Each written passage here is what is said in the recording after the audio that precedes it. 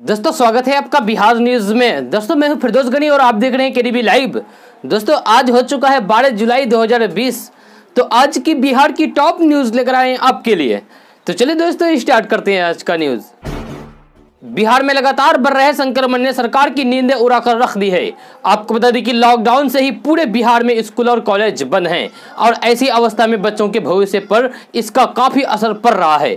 ऐसे में बिहार सरकार की तरफ से एक बड़ा फैसला सामने आया है। अब बिहार में सितंबर तक स्कूल और कॉलेज बंद रहेंगे। बिहार के शिक्षा मंत्री ने कहा है कि उन्हें बच्चों की चिंता है, जिसके कारण स्कूल फिलहाल बंद रहेंगे।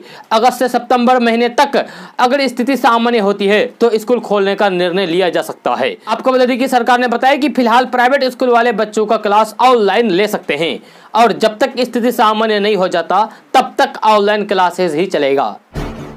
बिहार में शनिवार को 34 जिलों में 709 पॉजिटिव मरीजों की पहचान की गई है। सबसे अधिक 133 संक्रमित मरीज राजधानी पटना में मिले हैं। बिहार में अब तक संक्रमित मरीजों की संख्या बढ़कर 15,000 के पार पहुंच चुकी है। शनिवार दोपहर 2 बजे तक जारी स्वास्थ्य विभाग के आंकड़े के अनुसार अब तक बिहार में 15,039 मरीज पाए गए हैं। हालांकि इसमें से 10,251 मरीज ठीक भी हो चुके हैं। संक्रमितों में सबसे अधिक पटना में 133, भागलपुर में 75, नवादा में 69, जमुई में 39, गया में 38, मुजफ्फरपुर में 38, सारण में 27, समस्तीपुर में 24, गोपालगंज में 23 और सहरसा में 20 संक्रमित पाए गए हैं। इसके अलावा अररिया में 5, अरवल में 5, बेगूसराय में 19, भोजपुर में 7, बक्सर में 7, दरभंगा में 1, ईस्ट चंपारण में 11, जहानाबाद में 7, कैमूर में 3, कटिहार में 17, खगड़िया में 12, लखीसराय में 7, मधेपुरा में 11, मधुबनी में 9, मुंगेर में 15, नालंदा में 6, पूर्णिया में 18, रोहतास में 4, शेखपुरा में 5, शिवहर में 2, सिवान में 16, सुपौल में 12 और वैशाली में 17 मरीज मिले हैं। बिहार सरकार अब शादी समारोह पर भी प्रतिबंध लगा दिया है। इसको लेकर भी सरकार ने दिशा निर्देश जारी कर दिया है। इस आदेश के तहत अगर कोई शादी समारोह या फिर इस प्रकार का कोई भी आयोजन करने की योजना बना रहा हो जिसमें निमंत्रण पत्र बांटकर लोगों को बुलाया जाता है तो कार्ड बांटने से पहले आयोजनकर्ता को स्थानीय थाना को सूचित करना होगा। सूत्रों के मुताबिक सरकार ने सभी थाना अधीक्षकों को होटल, वैकलेट hall, marriage hall, community hall या फिर शादी विवाह परिसर को नोटिस जारी करने को कहा गया है। थाना अध्यक्ष के अनुसार किसी भी शादी समारोह में 50 व्यक्ति ही शामिल होंगे। इससे अधिक शामिल होने पर कानूनी कार्रवाई की जाएगी। सरकार के निर्देश का उल्लंघन करने वाले होटल, वैकलेट hall, marriage hall, community hall या फिर विवाह परिसर को बंद करा दिया जाएगा। उत्तर बिहार और नेपाल में भारी वर्षा का असर नदियों पर दिखने लगा है। बागमती नदी 5 स्थानों पर लाल निशान को पार कर गई है। कमला के अलावा लाल बकिया नदी भी शुक्रवार को सीमा लांघ गई है। कोसी का डिस्चार्ज इस वर्ष के उच्चतम स्तर पर पहुंच गया है। मौसम विभाग ने 12 जुलाई तक बागमती बेसिन में भारी बारिश की चेतावनी दी है। इससे बिहार के 14 जिलों में बाढ़ का खतरा उत्पन्न होने की आशंका जताई गई है। अगर ऐसा हुआ तो कम से कम 50 लाख की आबादी बाढ़ संकट में फंस सकती है। हालांकि प्रभावितों की संख्या इससे कहीं अधिक होगी। जल संसाधन विभाग की रिपोर्ट के अनुसार कोसी नदी का डिस्चार्ज शुक्रवार को बरहा क्षेत्र में 2.22 लाख और बराज में 2.36 लाख घनसेक पहुंच गया है। बागमती नदी ने सारे सीमा तोड़कर सीतामढ़ी में 4 और मुजफ्फरपुर के एक स्थान पर लाल निशान से ऊपर पहुंच गई है। मुख्यमंत्री नीतीश कुमार ने कहा है कि बिहार में संक्रमितों के ठीक होने का दर राष्ट्रीय औसत से बेहतर है। संक्रमित लगातार स्वस्थ होकर अपने घर जा रहे हैं। आज भी 459 लोग स्वस्थ होकर अपने घर लौटे हैं। इसलिए लोगों को संक्रमण से डरने या फिर पैनिक होने की जरूरत नहीं है। बिहार का रिकवरी रेट 71.54% है, जबकि राष्ट्रीय औसत मात्र 62.42% है। इस प्रकार राष्ट्रीय औसत से हमारा रिकवरी रेट 9% से अधिक है।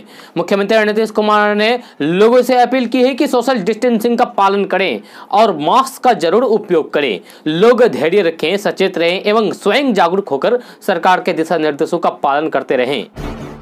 बिहार में संक्रमण अब गांव-गांव में फैलने लगा है। इससे बिहार सरकार की टेंशन बढ़ गई है। इस संक्रमण को रोकने के लिए बिहार सरकार के पंचायती राज विभाग ने मुखिया को अहम जिम्मेवारी दी है।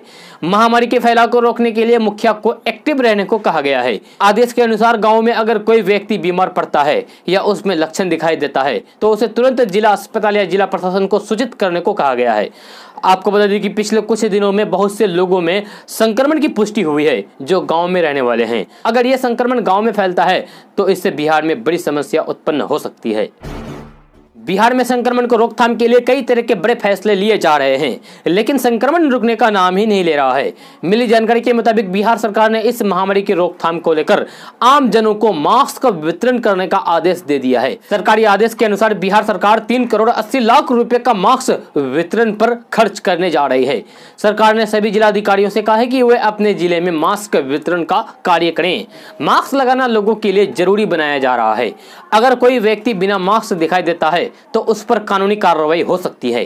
साथ ही साथ 50 रुपए जुर्माना वसूला जा सकता है। बिहार में सभी व्यक्तियों के लिए मास्क लगाना जरूरी कर दिया है। अगर आप बिहार में रहते हैं तो इस बात का ध्यान रखें। चुनावी रणनीतिकार प्रशांत किशोर ने एक बार फिर से बिहार के मुख्यमंत्री नीतीश कुमार पर सवाल खड़ा किया है। प्रशांत किशोर ने एक ट्वीट करते हुए लिखा है कि देश के कई राज्य की तरह बिहार में भी महामारी की स्थिति बिगड़ती जा रही है, लेकिन सरकारी तंत्र और संसाधनों का एक बड़ा हिस्सा चुनाव की तैयारी में लगा हुआ है। नीतीश कुमार जी, ये चुनाव नहीं, महामारी से लड़ने का वक्त है। लोगों की जिंदगी को चुनाव कराने में जल्दी में खतरे में मत डालिए। नेपाल में भारी बारिश के बाद कोसी नदी के जलस्तर में जबरदस्त इजाफा हुआ है और वह खतरे के निशान से ऊपर बह रही है। कोसी नदी में उफान के चलते बिहार में बाढ़ का खतरा पैदा हो गया है। बताया जा रहा है कि नेपाल ने वीरपुर बैराज के 56 में से 38 फाटक खोल दिए हैं, जिससे नदी के जलस्तर में जबरदस्त इजाफा हुआ है। वहीं हालात को देखते हुए लोगों को सुरक्षित स्थान पर जाने का निर्देश दे दिया गया है। शुक्रवार सुबह से ही हो रही लगातार तेज बारिश से हालात काफी खराब हो गए हैं। दरअसल वीरपुर बैराज नेपाल की सीमा में पड़ता है, जहां बैराज पर 56 गेट हैं। नदी का जलस्तर बढ़ने के बाद नेपाल की तरफ से गेट खोलकर पानी को बिहार की तरफ प्रवाहित कर दिया है। बिहार में बहुत सी लड़कियां 10वीं के बाद आर्थिक समस्या के कारण पढ़ाई छोड़ देती है। इसी को देखते हुए यह फैसला लिया गया है कि यहां 10वीं के बाद पढ़ाई के लिए छात्रों को 2 साल के लिए 6,000 रुपए दिए जाएंगे, ताकि लड़कियां अपने आगे की पढ़ाई जारी रखें। मिली जानकारी के मुताबिक बिहार शिक्षा परियोजना परिषद की राज्य कार्यक्रम पदाधिकारी डॉक्टर अर्चना वर्मा ने कहा है कि national scheme of incentive to girls for secondary education के प्रावधानों में संशोधित करके इसे लागू किया जा रहा है, ताकि लड़कियां आर्थिक तंगी के कारण पढ़ाई न छोड़ें और वे 10वीं के बाद भी पढ़ाई जारी रखें। आपको बता दें कि डॉक्टर अर्चना वर्मा ने जिले में इस स्कीम को लागू करने को लेकर MHRD नई दिल्ली के पत्र का हवाला देते हुए जिला शिक्षा पदाधिकारी और सर्व शिक्षा पदाधिकारी के DPO को पत्र भेजा है, ताकि यहां की लड़कियों को इसका लाभ मिल सके। बिहार में एक बार फिर आफत बनकर गिरी आसमानी बिजली। जी हां, बिहार के सीमांचल के 3 जिलों अररिया, कटिहार और किशनगंज में अलग अलग जगहों पर आकाशीय बिजली गिरने से बच्चा और वृद्ध समेत कुल 10 लोगों की जीवन लीला समाप्त हो गई है। अररिया जिले में बारिश के दौरान ठनका गिरने की चपेट में आने से बच्ची, वृद्ध सहित 5 लोग इस दुनिया को अलविदा कह गए हैं। दोस्तों, आज के वर्तमान समय में आधार कार्ड का होना बहुत ही जरूरी है, क्योंकि हर काम में आधार कार्ड की जरूरत पड़ती है। लेकिन कई बार हम आधार कार्ड तो बना लेते हैं, लेकिन मोबाइल नंबर चेंज हो जाने से थोड़ी परेशानी आने लगती है। अभी इसी विषय में जानने की कोशिश करेंगे कि एक आसान तरीके के बारे में, जिन तरीकों से आप आधार कार्ड में मोबाइल नंबर अपडेट कर सकते हैं। अगर आप आधार कार्ड में मोबाइल नंबर अपडेट कराना चाहते हैं तो आपको सबसे पहले UIDAI की वेबसाइट, जो इस वीडियो के डिस्क्रिप्शन में दिया गया है, इस लिंक पर जाने के बाद आपको माय आधार टैब पर क्लिक करना होगा। इसके बाद आपको आधार कार्ड से जुड़ी कुछ जानकारी देनी होगी। साथ ही साथ मौजूदा मोबाइल नंबर दर्ज करना होगा जिसे आप आधार कार्ड में अपडेट करना चाहते हैं। इतना करने के बाद आप इसे सबमिट कर दें। सबमिट करने के बाद आपके मोबाइल पर OTP आएगा, जिसे आपको भरना होगा और फिर सबमिट करना होगा। इसके बाद आपका फोन नंबर अपडेट हो जाएगा, लेकिन आपको आधार केंद्र में जाकर प्रमाणीकरण के लिए अपने बायोमेट्रिक देना होगा। बिहार में संक्रमितों की पहचान के लिए अब 3 दिन से 4 दिनों का इंतजार नहीं करना होगा। अब मात्र 15 मिनट से आधे घंटे में संक्रमितों की पहचान हो जाएगी। इसके लिए संक्रमितों को ना तो लैब आने की जरूरत होगी और ना ही कोई बड़े सेटअप की जरूरत होगी। यहाँ तक कि मोबाइल वैन भी घूम घूम कर दूर दराज के गाँव में भी संक्रमितों की जाँच करके उनकी पहचान की जा सकेगी। ये सब संभव होगा रैपिड एंटीजन जाँच प्रणाली से। जी हां, पटना समेत राज्य के सभी जिले में अगले 1 सप्ताह में रैपिड एंटीजन किट से जांच शुरू हो जाएगी। इसके लिए ICMR ने राज्य के मुख्य सचिव को 1 जुलाई को ही पत्र लिखा था। उस पत्र के आलोक में स्वास्थ्य विभाग के प्रधान सचिव ने सभी DM और सिविल सर्जन को रैपिड एंटीजन किट से जांच शुरू कराने का निर्देश दिया है। अपने बीमार पिता को साइकिल पर बिठाकर गुड़गांव से दरभंगा लाने वाली ज्योति कुमारी अपने इस साहसिक काम के कारण पूरी दुनिया में अचानक सुर्खियों में आ गई। जिसने भी ज्योति की कहानी सुनी, तारीफों के पुल बांधे और उसकी साहस को सलाम भी किया। कई सामाजिक संगठनों के साथ राजनेताओं ने ज्योति का खूब सम्मान भी किया। तकरीबन 1200 किलोमीटर साइकिल चलाने वाली ज्योति कुमारी को साइकिलिंग फेडरेशन ने भी टेस्ट के लिए आमंत्रित दिया। इसी दौरान अमेरिकी राष्ट्रपति डोनाल्ड ट्रंप की बेटी इवांका ट्रंप ने भी उनकी तारीफ की। इसी क्रम को आगे बढ़ाते हुए दरभंगा शहर के विधायक संजय सरावगी ने ज्योति को रेसिंग साइकिलिंग भी गिफ्ट किया, ताकि ज्योति समय रहते साइकिलिंग फेडरेशन में टेस्ट देने से पहले खूब अच्छे से तैयारी कर लें। अब दरभंगा के एसएसपी बाबूराम ने भी इस मामले में बड़ी पहल की है और उसे फेडरेशन ट्रेन मुहैया करा दिया है। जी हां, अब ज्योति कुमारी एक साइकिल ट्रेनर से साइकिल ट्रेनिंग ले रहे हैं। दोस्तों, अगर आप बिहार सरकार की नौकरी करने की प्लानिंग कर रहे हैं तो आपको बता दें कि 10वीं और 12वीं पास के लिए पुलिस विभाग में नौकरी करने का अच्छा मौका मिल रहा है। इसके लिए नोटिफिकेशन भी जारी कर दिया गया है। इच्छुक उम्मीदवार ऑनलाइन आवेदन करें। मिली जानकारी के मुताबिक बिहार सरकार ने बिहार पुलिस होम गार्ड में सिपाही यानी कि कांस्टेबल के पदों पर वैकेंसी निकाली है। इसके लिए आप ऑनलाइन के द्वारा 3 अगस्त 2020 तक आवेदन कर सकते हैं। आवेदन की प्रक्रिया शुरू हो चुकी है। आपको बता दें कि किसी भी मान्यता प्राप्त बोर्ड से 10वीं और 12वीं पास उम्मीदवार इन पदों के लिए आवेदन कर सकते हैं। अगर आप इस आवेदन प्रक्रिया में भाग लेना चाहते हैं तो आप डिस्क्रिप्शन में दिए गए लिंक पर जाकर आवेदन कर सकते हैं। सामान्य, ओबीसी और आर्थिक कमजोर वर्ग के लिए आवेदन शुल्क 450 रुपए लगेगा। वहीं SC/ST के लिए आवेदन शुल्क 112 रुपए निर्धारित किया गया है। मध्य प्रदेश के रीवा में शुक्रवार को प्रधानमंत्री नरेंद्र मोदी ने 750 मेगावाट के सोलर प्रोजेक्ट का उद्घाटन किया। कई मीडिया रिपोर्ट में दावा किया गया है कि ये एशिया का सबसे बड़ा सोलर प्रोजेक्ट है, लेकिन अर्थशास्त्री रूपा सुब्रमण्यम का कहना है कि मीडिया झूठ बोल रहा है और ये एशिया का सबसे बड़ा सोलर प्रोजेक्ट नहीं है। जैसा कि पिछले एक हफ्ते से भारत की बिकाऊ मीडिया रिपोर्ट कर रही है कि एशिया का सबसे बड़ा सौर ऊर्जा प्लांट मध्य प्रदेश के रीवा में प्रधानमंत्री नरेंद्र मोदी ने उद्घाटन किया।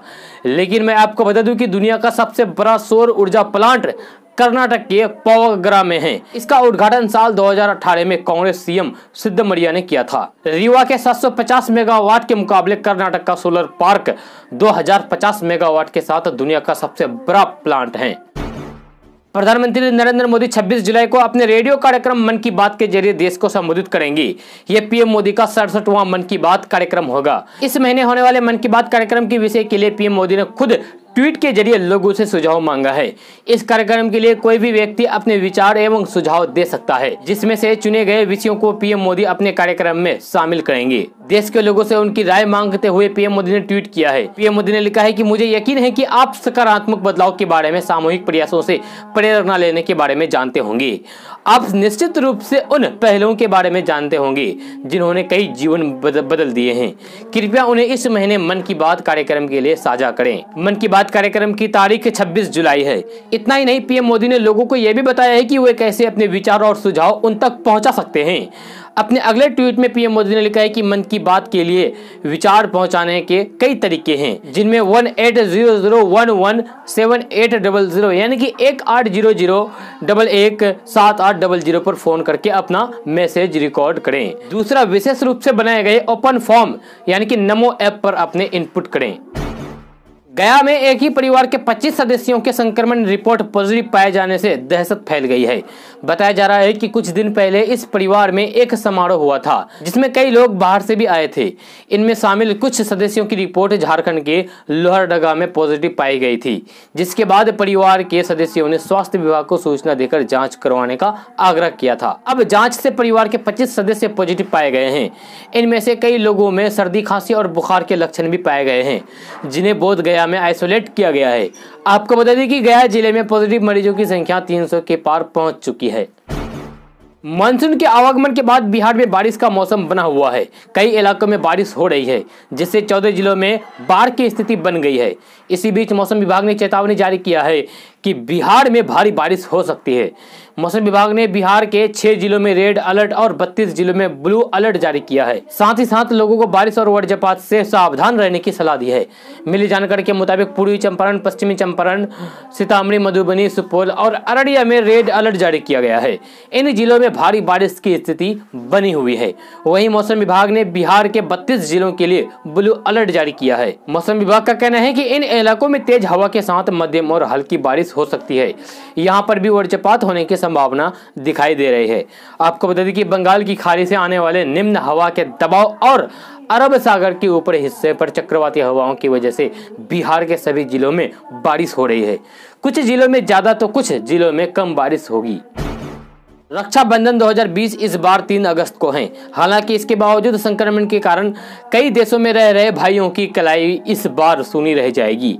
उनके पास बहनों के द्वारा राखी भेजने का कोई भी साधन नहीं है। दरअसल डाक विभाग भी वर्तमान में मात्र 35 देशों में ही अपनी सेवा दे रहा है।